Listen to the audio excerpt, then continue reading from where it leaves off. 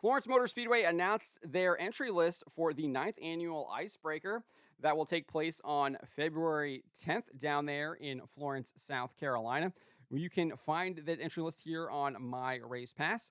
Before we get to this, I'd like to ask you, please hit that subscribe button, hit that bell for notifications so you don't miss any of our future videos here at John Trent Racing. But this is the entry list right here. Strom Altman, Cade Brown, your 2023 Hickory track champion. He was also, I think, the track champion in 2022 of Florence.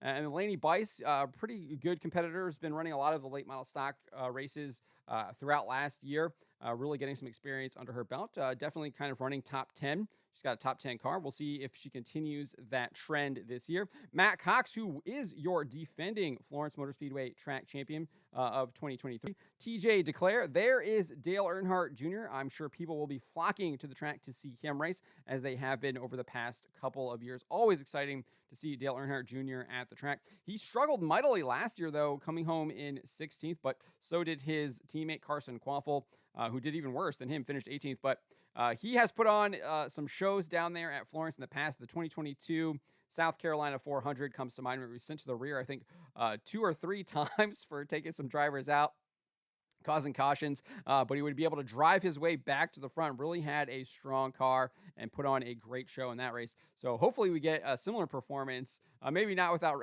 maybe not getting penalized, but putting on a great show for us for this IceBreaker.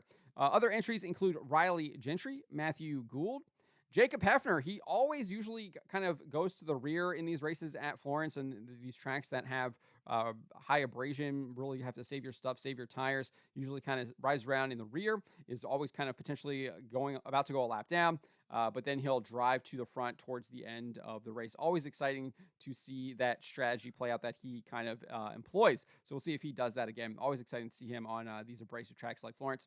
You've got Alex Hicks and Justin Hicks.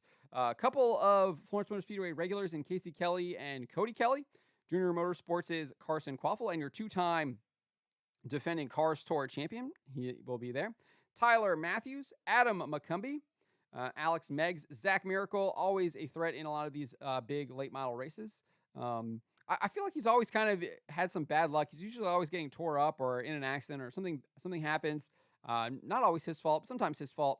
We'll see how he does with the IceBreaker this year. We got Truett Miranda, Jeff Oakley, Brandon Pierce. He's got a new team. We'll see how he does with his new team. He's no longer with Lee Pulliam Performance, so we'll see. I think this will be his first outing with his new team, so we'll see how he does with the new team.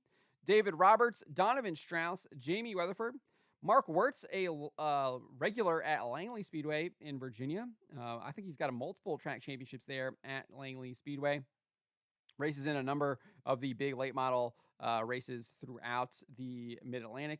Hasn't had the success that he probably would have liked in some of those races. I know, especially down there at Martinsville. I think he's kind of had to exit early in the past couple of years. And then Sam Yarborough, I think he's a former track champion at Myrtle Beach. Always a threat to win at Florence Motor Speedway. So that is your entries for the late model stock division. 26 so far. A little bit disappointed that we don't see some bigger names on there.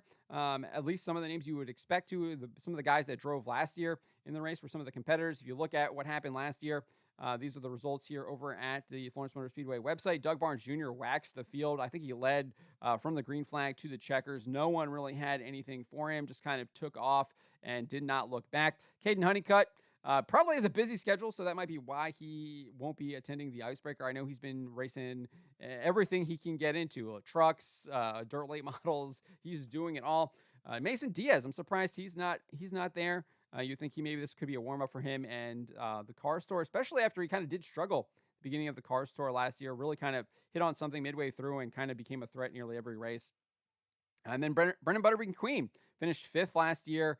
He's not on the interest. He was the runner-up in the Car Store. He always puts on a show. He kind of usually employs a similar strategy to Jacob Hefner. He usually rides around the back and then moves forward. And then Ryan Millington was also one of the top competitors in the Car Store last year as well. Always had a strong car in that black number 15 car. So a little bit disappointed some of those guys aren't there. And then even you go down here, you look at people like Connor Zilich.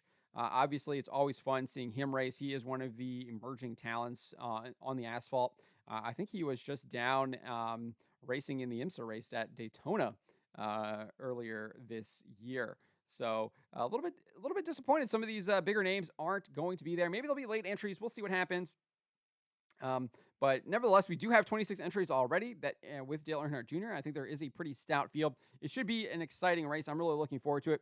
As far as when it's happening, I said it is taking place on February 10th. If we go over here to my race pass again, the pits open at 8:30 a.m. The gates open at 12.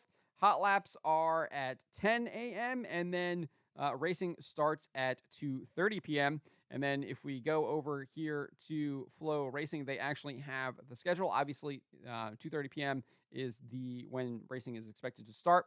And instead of having the late models race first, as I think they did last year, we're going to have the super trucks first. The mini stocks are second, then the late models, and then finally the street stocks. So looks like they're going to have a fun day of racing on February 10th. I'm really looking forward to it. It's definitely a race that I have circled that I will be watching on FloRacing. But let me know what you guys make of the entry list for the IceBreaker at Florence Motor Speedway. Let me know in the comments below.